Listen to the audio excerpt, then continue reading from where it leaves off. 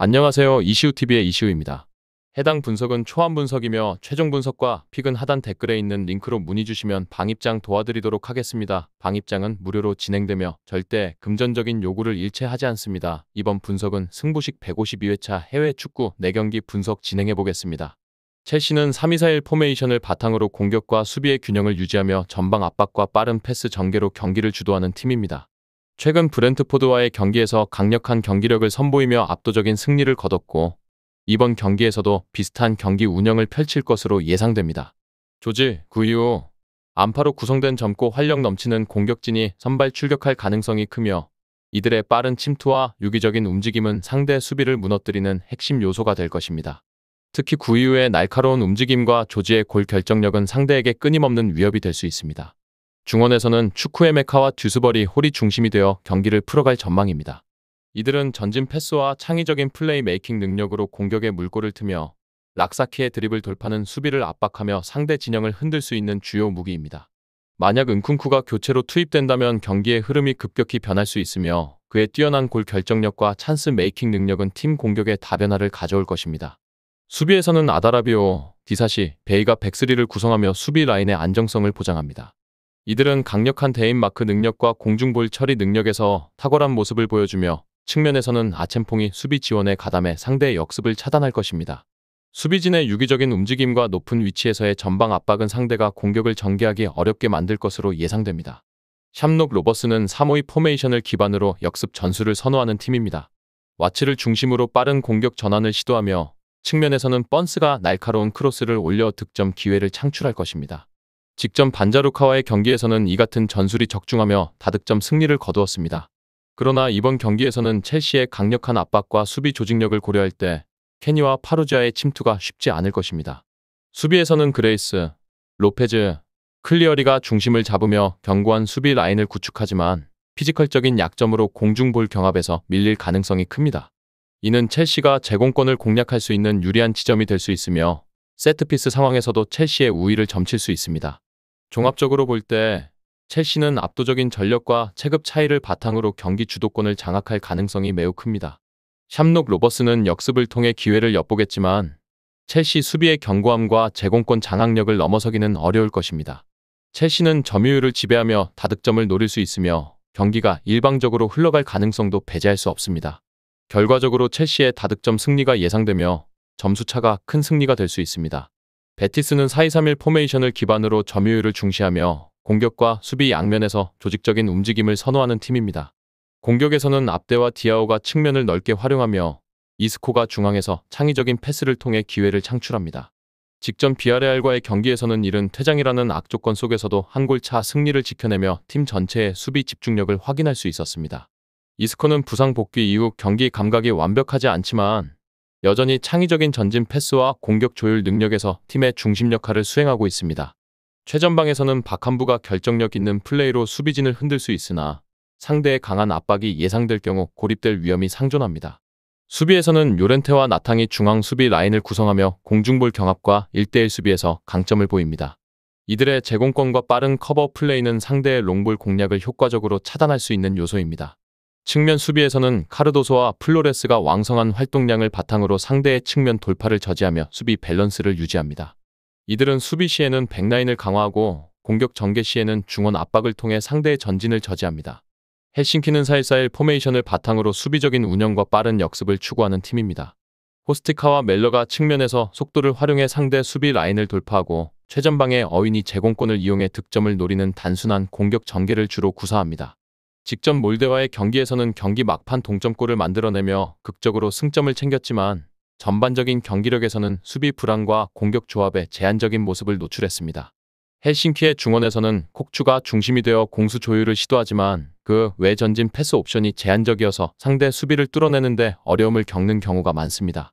공중볼 제공권에서는 오슈네시와 안트줄라스가 수비 라인을 형성하고 있으나 제공권 약점이 뚜렷해 세트피스 상황에서는 상대에게 위험한 장면을 내줄 가능성이 큽니다.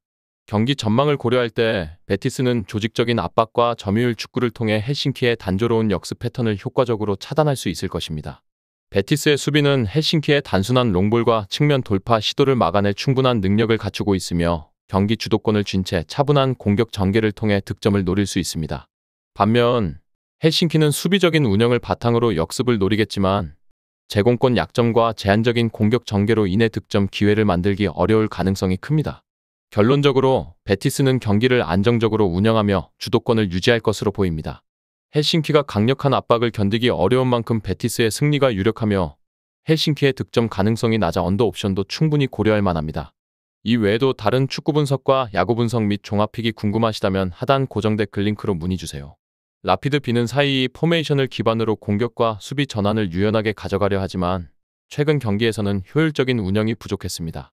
공격에서는 슈밥과 세이드를 중심으로 점유율을 유지하며 상대 진영을 공략하려 하지만 주포 버그슈탈러의 부상 공백이 치명적으로 작용하고 있습니다. 그의 부재로 인해 벨조와 원브랜드가 투톱으로 나서고 있으나 두 선수의 호흡이 아직 완벽하지 않아 결정적인 득점 기회를 창출하는 데 어려움을 겪고 있습니다. 특히 직전 오모니아전에서는 공격의 세밀함이 부족해 상대의 빠른 역습에 연거푸 실점하며 패배했습니다. 중원에서는 그르기치가 빌드업의 핵심 역할을 수행하며 전진 패스를 통해 공격의 시발점이 되고 있습니다. 그러나 그의 창의적인 패스가 공격진과 연결되지 않을 경우 전방 압박에서 쉽게 밀리며 공격 전개가 중단되는 모습이 자주 관찰됩니다. 수비에서는 치베트코비치와 야오가 중앙 수비를 책임지고 있으나 느린 발로 인해 상대의 빠른 역습과 배후 공간 침투에 쉽게 허점을 드러내고 있습니다. 라피드 B는 수비 전환 시 데인마크와 공간 커버에 지속적으로 어려움을 겪으며 안정감을 유지하지 못하고 있습니다. 반면 코펜하겐은 4-2-3-1 포메이션을 바탕으로 공수 밸런스를 안정적으로 유지하며 유기적인 움직임을 통해 상대 수비를 흔드는 능력이 뛰어납니다. 공격에서는 로베르트와 클라에손, 엘 유누시가 삼각 편대를 이루어 전방 압박과 역습 상황에서 빠르고 날카로운 전개를 보여주고 있습니다. 이들의 연계 플레이는 상대 수비진의 조직력을 무너뜨리는 강력한 무기입니다. 직전 콜딩전에서는 압도적인 경기력으로 경기를 주도하며 승리를 거둔 바 있어 팀 사기는 최상입니다. 중원에서는 델라니가 뛰어난 빌드업 능력과 중거리 슈팅으로 상대에게 꾸준히 위협을 가하고 있으며 최전방의 코르넬리우스는 강력한 제공권을 통해 공격의 포인트 역할을 수행하고 있습니다. 그의 공중볼 경합 능력은 세트피스 상황에서도 큰 강점으로 작용하고 있습니다. 수비진에서는 하지아코스와 페레이라가 빠른 발과 뛰어난 위치 선정으로 상대의 역습을 차단하며 클렘은 수비 가담과 중원 압박에 적극적으로 참여해 경기 흐름을 효과적으로 통제합니다. 이러한 전력 비교를 고려할 때 코펜하겐은 공수 양면에서 라피드 B를 압도할 가능성이 큽니다.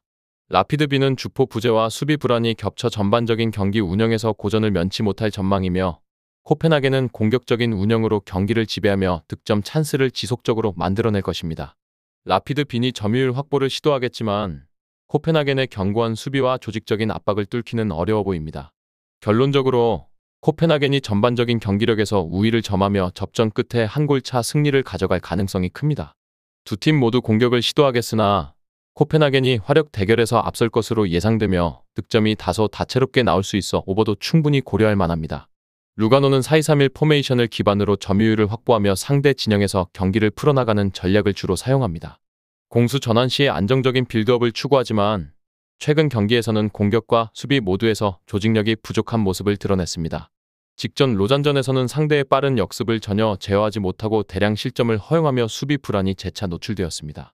공격적으로는 치미냐니와 도스산토스가 측면에서 활발한 움직임을 보이며 크로스를 올리지만 이러한 단순한 전술이 상대 수비에 읽히기 쉬운 점이 약점으로 작용하고 있습니다.